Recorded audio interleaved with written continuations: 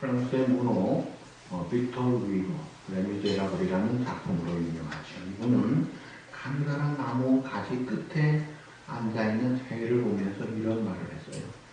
새는 나뭇가지가 흔들리는 것을 느끼면서도 자기에게 날개가 있다는 것을 알기에 노래를 부를 수 있다. 새하고 통화를 한 건 아니고 그렇게 생각했다는 거예요. 막 그 가느다란 가지가 얼마나 불안하겠어요. 그런데도 즐겁게 노래하는 모습을 보고 이야 참 귀하다. 자, 오늘 이 지상교회가 완전하지 못한 사람들의 모임이기 때문에 불안한 면들이 있다 없다 많습니다. 그럼에도 불구하고 이 지상교회는 완성된 영원한 천국의 샘플이고 그리로 가는 거예요. 우리 자신도 마찬가지예요. 거듭난 성도가 부족함이 많지만 장차 누구와 같이 돼요? 예수님처럼 온전하게 됩니다. 최고 더 이상 될 수 없는 극상품이 되는 거예요. 그래서 우리가 이 교회를 생각할 때, 사랑하는 성도들을 생각할 때 그 꿈을 가지고 즐거워하고 기뻐해야 합니다. 그래서 성도는 존귀한 자니 나의 모든 즐거움이 거기에 있도다. 그 노래할 줄 알아야 돼요. 눈에 보이는 것만 보고 왜 저렇지 할 필요가 없어요. 장차 이루어질 확실한 미래, 보장된 그 영광의 미래를 바라보고 노래할 수 있어야 합니다. 오늘 이 참된 교회, 바람직한 교회, 성경적인 교회가 어떤 것인가를 볼 수가 있어요. 우리 교회가 출발할 때 또 하나의 교회가 되기를 원치 않습니다. 성경적인 교회, 하나님을 기쁘시게 하는 꼭 시대적인 사명을 이루는 필요한 교회 되게 해주십시오. 그런 기도를 많이 했어요. 자, 이 교회 모습, 오늘 우리 본문에서 볼 수 있는데요. 우선 마태복음 9장 35절에 보시면 예수님의 초기 세 가지 사역이 나타나요. 예수께서 모든 도시와 마을에 두루 다니고 그대로 땅에서 가르치시며 천국 복음을 전파하시며 모든 여가 모든 약한 것을 고치시니라. 같은 구절이 마태복음 4장 23절에 또 나오고 있습니다. 예수께서 온 갈릴리에 두루 다니자 그들의 땅에서 가르치시며 천국 복음을 전파하시며 백성 중에 모든 병 모든 약한 것을 고치시니. 그러니까 예수님의 초기 사역은 시간별로 말하면 세 가지예요. 첫째 마태복음 4장 17절에 말한 대로 회개하라 천국이 가까웠느니라. 이 천국 복음을 프로크래밍, 이 선포를 하십니다. 그 다음에 두 번째가 그 천국 하나님의 나라를 가르치신 것이 마태복음 5장, 6장, 7장 산상복음이에요. 그 다음에 세 번째 모든 병과 약한 것을 고치시는 내용이 마태복음 8장, 9장. 거기에 보면 중풍병자 고치지요.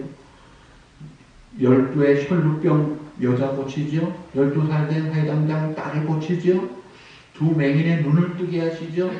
또 귀신 들린 자를 정상으로 찾게 하시죠. 그러니까 예수님의 사역 세 가지, 천국 복음을 전파하시고 하나님의 나라를 가르쳐 주시고 그 다음에 치료하시는 이 사역을 하셨어요. 그런데 이 세 가지 사역을 한 이 마태복음 9장 35절에 있지만 그 동기가 36절에 나옵니다. 그것이 바로 목자의 마음이에요. 36절에 그 뒤에 보시면 모든 병과 모든 약한 걸 고치시니라. 따라합시다. 무리를 보시고 불쌍히 여기시니. 무리를 보시고 어떻게 하셨다고요? 불쌍히 여기니까 compassion mind. 불쌍히 여기는 마음, 안타까워하는 마음, 그 마음을 가지셨다. 왜냐하면 그들이 목자 없는 양과 같이 고생하며 기진하니라. 예수님이 복음 선포하시고 그 하나님의 나라를 가르치시고 병과 약한 것을 고치신 그 동기가 목자의 심령을 가졌기 때문에 그 일을 하셨다는 거예요. 어느 목사님이 목자의 심정을 이렇게 정의를 했어요. 한번 다 같이 읽어보시죠. 목자의 심정이란 가난한데 자식이 많은 엄마의 심정이다. 자식이 많다. 그런데 자식들에게 줄 게 없다. 먹을 것이 없다고 엄마가 가만히 있겠나. 머리카락이라도 잘라주고 싶고 손톱이라도 빼주고 싶고 막 쫓아다니면서 무엇이든지 먹고 싶다. 그게 목자의 심정이요. 교회가 바로 그 목자의 심정을 회복해야 한다. 자, 그런 그 안타까워하는 어쨌든 내 굶주린 굶어 죽지 않도록 해보려고 하는 그런 마음 가지고 안타까워하는 그 목자의 심정으로 예수님이 무리들을 보시고 그 사역을 하셨는데 그 예수님은 동일하게 2022년 10월을 살아가는 우리들에게 똑같이 그렇게 오셔서 그 일을 하고 계시는 거예요. 자, 그러시면서 예수님 하신 말씀 따라합시다. 추수할 것은 많되 일꾼이 적다. 마태복음 9장 37절 제자들에게 하신 말씀. 추수할 것은 많되 일꾼이 적으니라고. 추수할 것이 많아요. 그러면 곡식이 익어갈 때 농부는 마음이 급해요. 그 알곡이 얼마나 소중한데 이걸 잘 거두어야 되는데 이 열매를 잘 따야 되는데 근데 문제는 일꾼이 적다는 거예요. 자, 예수님 당시에 주류 리더는 유대교였습니다. 그래서 엘리트들이 유대교에 많이 있었어요. 그런데 예수님이 일꾼이 없다는 거예요. 적다, 없다. 왜 그러냐면 우선 복음을 알지 못하고 그 사람들이 성경 지식이 없는 게 아니에요. 구제도 잘하고 기도도 잘하는데 문제는 예수님의 심정, 그 목자의 심정을 가진 자들이 없더라. 그걸 안타까워하신 거예요. 그래서 일꾼들을 위해서 기도하라고 하신 거예요. 이것이 예수님의 핵심 해결 방법입니다. 우리가 보통 생각할 때 가정의 문제가 있다, 회사의 문제가 있다, 나라의 문제가 있다, 대통령이 문제입니다, 국회의원이 문제입니다, 장관이 문제입니다, 누가 문제입니다, 시장이 문제. 그 문제를 말하는, 또 교회도 말하는 목사님이 뭐가 부족하고 장로님이 뭐가 또 권사님이 어떻고 집사님이 어떻고 이렇게 하는 것보다 예수님은 그런 불편하지 말고 교회 일꾼들을 위해 기도하라 명령하신 거예요. 추수하는 주인에게 청하여 추수할 일꾼들을 보내주십시오. 기도하라는 거예요. 그러니까 추수할 일꾼들을 새롭게 보내달라는 거예요. 뿐만이 아니라 이미 세워진 일꾼들이 추수할 일꾼이 되게 해달라는 거예요. 더 나아가서 내가 그 추수할 일꾼을 감당하는 사람이 되게 해달라는 그런 헌신과 기도가 우리에게 필요하다는 거예요. 그걸 명령하셨습니다. 자, 예수님은 어떤 분이신가요? 예수님의 스케줄, 예수님의 생활상을 한번 볼까요? 마가복음 1장 35절에 보십시다. 우리 다 같이 보시죠. 새벽 아직도 밝기 전에 예수께서 일어나다가 한적한 곳으로 가서 거기서 기도하시던 시몬과 그와 함께 있는 자들이 예수의 뒤로 따라가 만나서 이르되 모든 사람이 주를 찾나이다. 이르시되 우리가 다른 가까운 마을들로 갔다. 거기서도 전도하리니 내가 이를 위하여 왔노라 하시고 이에 온 갈릴리에 다니시며 그를 여러 개당에서 전도하시고 또 귀신들을 내쫓으시더라. 예수님이 새벽 일찍이 밝기도 전에 기도하시고 기도하고 있는데 또 제자들이 모든 사람이 찾습니다. 가십시다. 그럴 때 예수님이 내가 전도하러 왔다고 하시는데 근데 얼마나 바쁘셨는지 마가복음 3장 20절에 보니까 집에 들어가시니 무리가 다시 모임으로 뭐가 없었다고요? 식사할 겨를도 없다. 여러분 환자들이 계속 그것도 절박한 문제로 고치려고 오면요 시간이 없는 거예요. 밥 먹을 시간이 없어요. 제가 얼마 전에 전기 체크하러 의사한테 갔더니 1시간을 넘게 기다렸다 만났어요. 근데 그 의사분이 저 목사님 미안합니다. 제가 점심도 못 먹었습니다. 그래서 환자를 못 받겠습니다. 어포이먼 해가지고 여유있게 하는 미국 생활에서도 밥 먹을 시간이 없다는데. 지금 예수님은 어때요? 공짜로 기가 막힌 불치병까지 고쳐주니 얼마나 줄을 서서 메어 터지는 거예요. 식사할 시간은커녕 화장실 갈 시간도 없을 거예요. 제자들은 어땠대? 같이 어려운 거예요. 그래 제자들에게도 마가복음 6장 31절에 이르시되 따로 한적한 곳에가 잠깐 쉬어라 하시. 이는 오고 가는 사람이 많아 음식 먹을 겨를도 없습니다. 식사할 틈도 없이 그렇게 분주하게 바쁘시게 수고하신 이유가 뭐예요? 36절에 오늘 보면 무리를 보시고 불쌍히 여기셨기 때문에 목자 없는 양과 같이 고생하며 기진함을 보셨다. 그것이 주님의 마음이에요. 컴패션 마인드, 긍휼히 여기시는 마음이에요. 그러면 성부 하나님의 마음은 어떤가요? 에베소 2장 4절 5절 한번 다 같이 보시죠. 긍휼이 풍성하신 하나님이 우리를 사랑하신 그 큰 사랑을 인하여 허물로 죽은 우리를 그리스도와 함께 살리시고 너희는 은혜로 구원을 받은 것이요.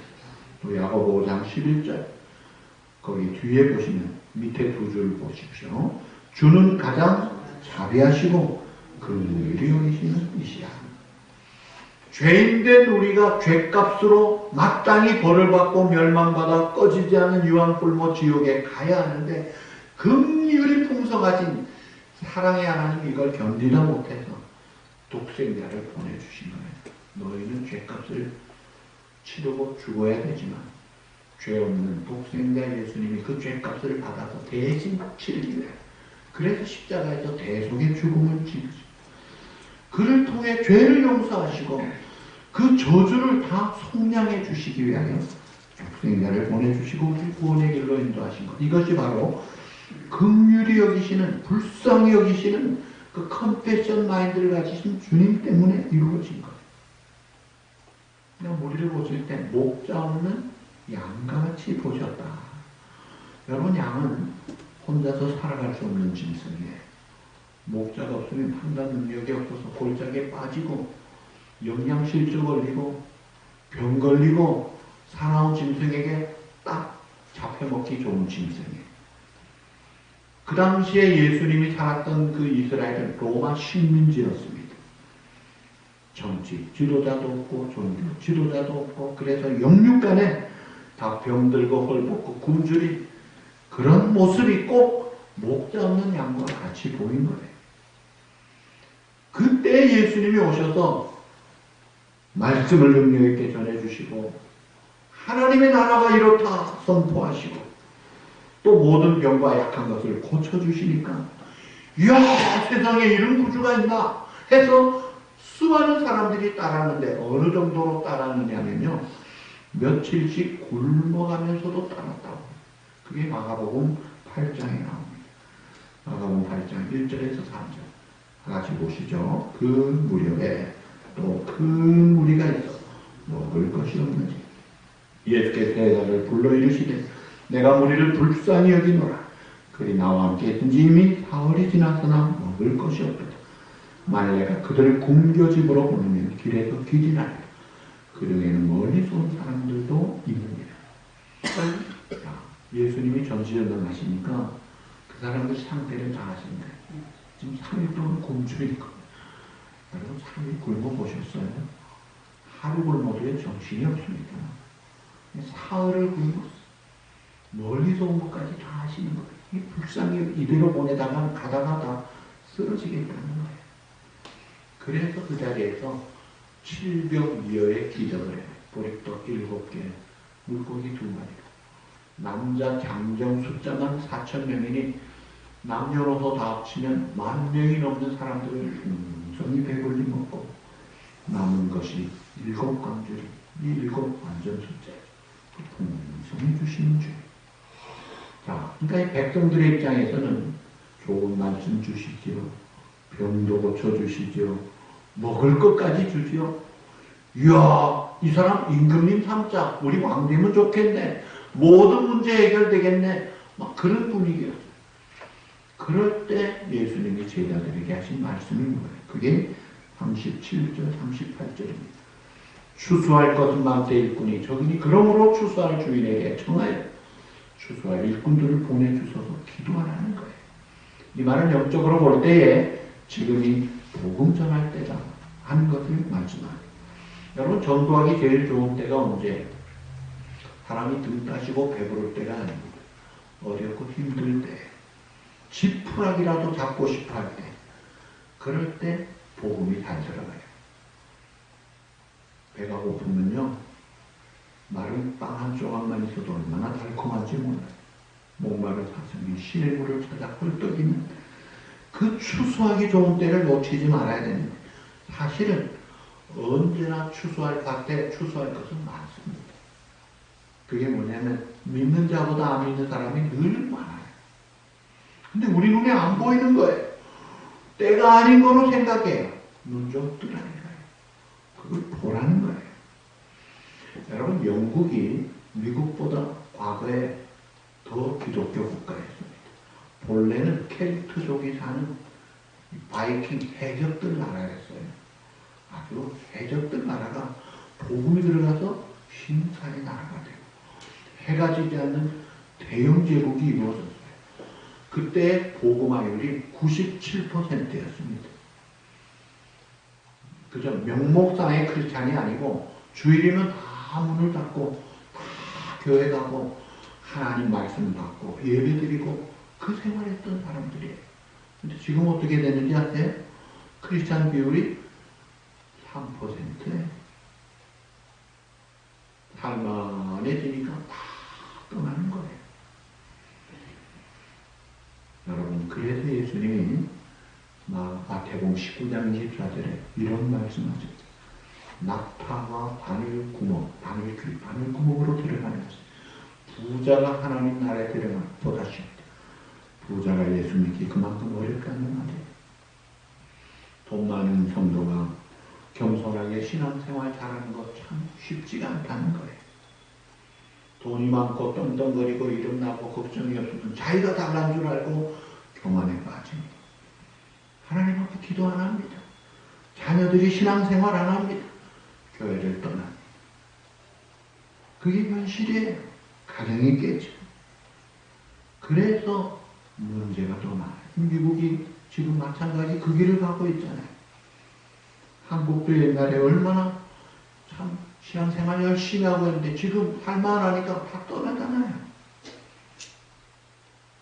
그럼에도 불구하고 많은 성도들이 하나님 어쩌든지 나를 부자 되게 해주십시오 그러는데 감당 못한 부자는요 오히려 타락하는 이게 축복이 아니에요.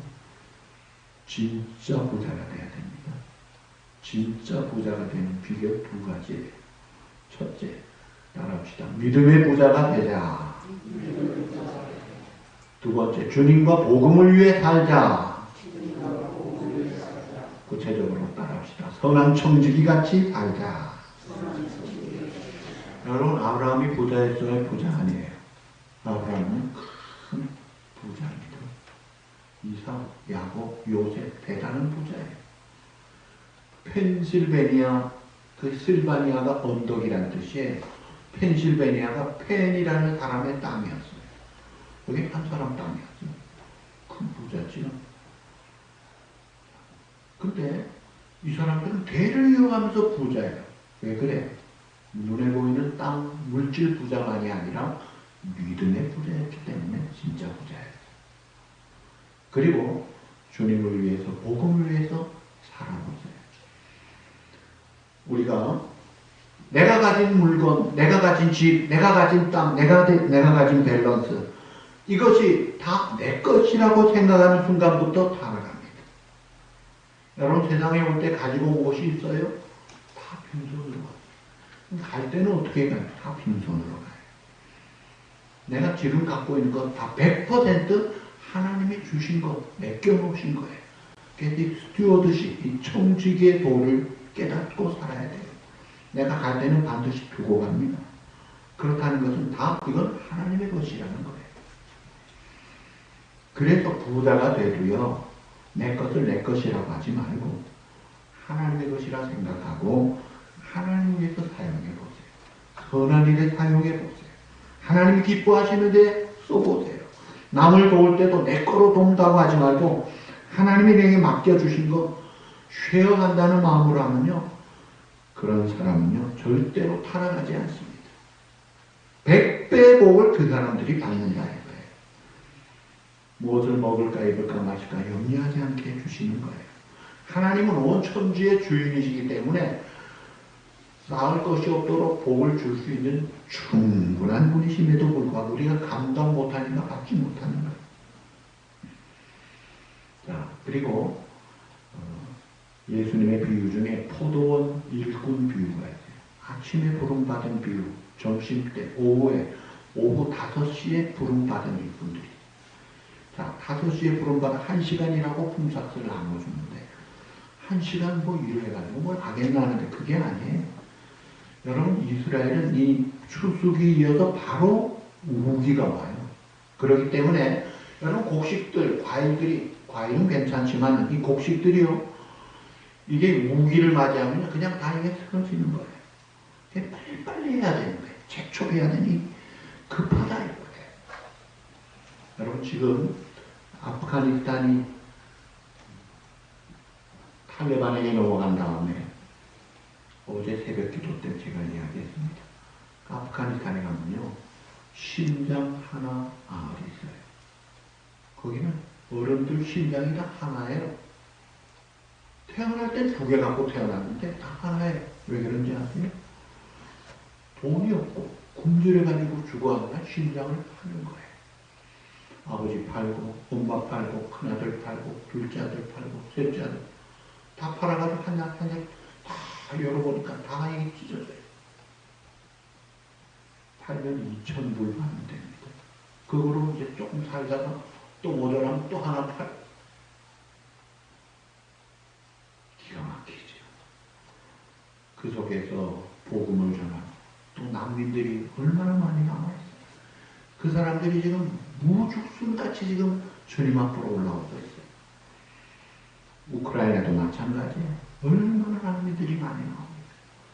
또 아이티에서 도미니카로 넘어온 그 난민들, 미얀마에서 태국으로 넘어온 그 빠르게 난민들, 베네수엘라에서 지금 막 올라오는 난민들, 얼마나 불쌍하고 먹을 게 없는데 그들에게 복음이 들어가면 쑥쑥 들어가는 기어져 무르익은 추수밭들.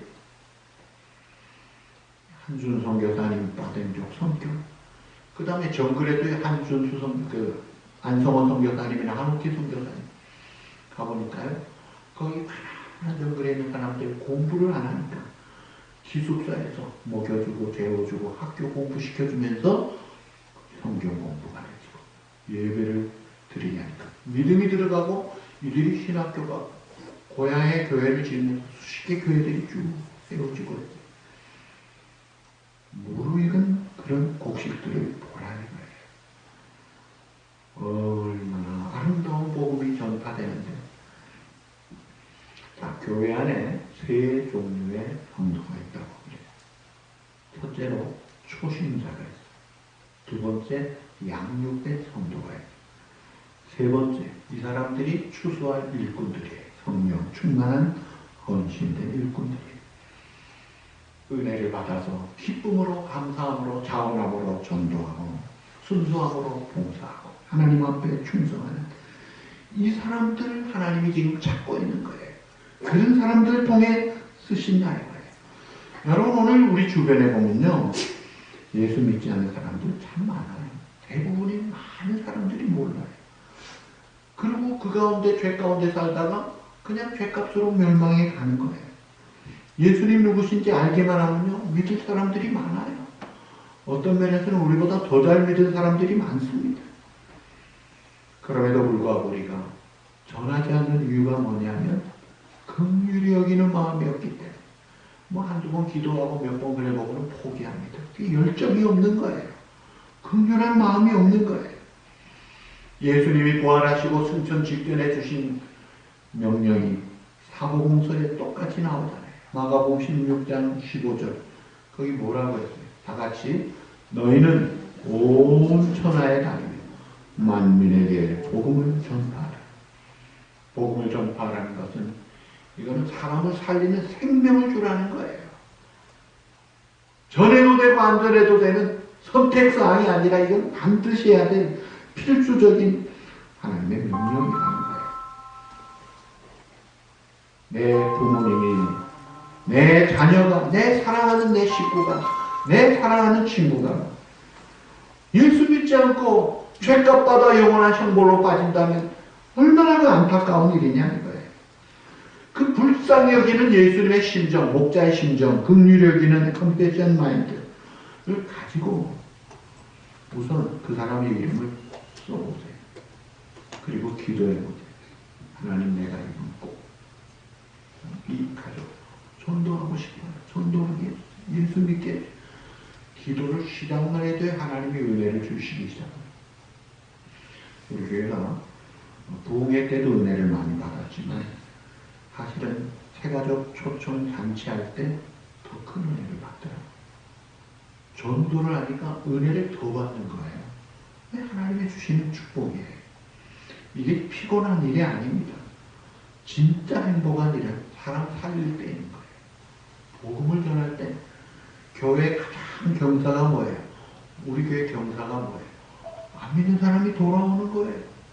네, 지금 시니어 데이케에서 보살이 이제 들어왔다가 아이고 내가 여기 보살이 있다 그러고 저한테도 절을 하고 강대상도 절을 하고 가고 그러시던 이제 강대상에 절을 안 하고 저한테 와서 정중하게 고마워. 한 생명이 돌아오고 있는 거예요. 얼마나 귀한 일입니까? 천하보다 귀한 영혼이 돌아오는 거예요. 여러분, 행복은 환경이 좋아서 있는 게 아니에요. 아동문학가 안성진 목사님이라고 하는 연로하신 분인데 그에게 누가 질문합니다. 목사님 평생에 오래 가셨는데 가장 행복했던 때가 언제입니까? 그분 대답이 놀랍게도 6.25 전쟁 때입니다. 자기 인생에 제일 행복한 때가 6.25 전쟁 때였대요. 한국이 폐허 더미에서 참 기가 막힐 때가 제일 행복해. 왜 그래요? 예, 피난살이에 갈 곳도 없고 살 것도 없고 먹을 것도 없고 그래서 그저 곡식들을 이제 곡식이 없어가지고 가족들이 뿔뿔이 터져 땅바닥에 있는 곡식들 주워다가 이제 모아보거든요. 모아보면 가서 돌 제거하고 못 먹는 거 다 제거하고 밥을 지어서 그저 몇 숟갈 안 되는 거 나눠 먹으면서 살아있다는 게 그저 감사. 서로 사랑한다는 게 감사하고 하나님 말씀 듣고 배우는 게 감사하고 주님의 사랑을 느낄 때 그때만큼 좋을 때가 없더라 이거예요. 잘 먹고 잘 사니까 그 다음부터는 문제가 생기는데 여러분 참된 행복이라는 것이 환경으로 되는 게 아니에요. 변화산에 올라갔을 때 베드로가 너무 감동이 돼가지고 여기가 좁사오니 초막을 짓고 삽시다. 아주 행복의 절정을 체험합니다. 그런데 이 베드로가 만일 자기 자신을 바라보았다면 그렇게 행복하지 못해요. 자기는 없고 주님만 보이는 거예요. 그 주님이 해같이 밝아지고 놀랍게 영광스럽게 변화되니까 거기에 그냥 심취해서 푹 빠지는 거예요. 우리 찬송에도 있잖아요. 이 몸과 세상 간 곳 없고 그 다음 뭐예요? 구속한 주만 보이도다. 이것이 나의 간증이요 이것이 나의 찬송이요. 이 몸과 세상 간 곳 없고 주님만 보일 때 거기에 천국이 많아요. 자, 우리에게 두 발이 있어요. 무거운 몸을 잘 이동을 해주지요. 그런데 이 발이 있다는 것을 보통 때 건강하면 있는 줄도 몰라요. 근데 언제 우리가 발이 있다는 걸 알아요? 발이 아파 보세요. 아이고 발이야. 아이고 발이 아프냐? 이게 질병인 거예요. 건강할 때는 발이 있는 줄을 모릅니다. 그게 건강할 때 마찬가지로 나라는 존재가 없어지고 주님만 보여질 때 그때가 최고 행복할 때예요.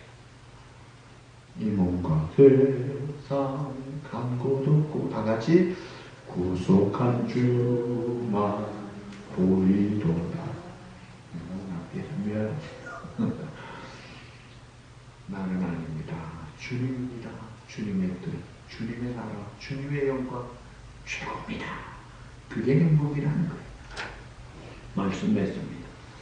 컴패션 마인드를 가지신 주님, 오늘도 우리에게 다가오시고 천국을 전수하시고 하나님의 나라를 가르쳐주시고 우리의 연약한 문제들을 해결해 주시는 그 주님이 하신 추수할 것은 언제든지 많은데 일꾼이 적다. 기도해라. 그리고 네가 헌신해라. 지상 명령 받들고 무리를 목자 없는 양같이 보신 그 긍휼하신 주님의 마음을 품고 증인의 삶을 살아가라. 행복한 교회생활, 행복한 신앙생활 누리는 것입니다. 참된 믿음의 행복한 부자들로 사시기를 우리 주님의 이름으로 축복합니다. 기도하시겠습니다.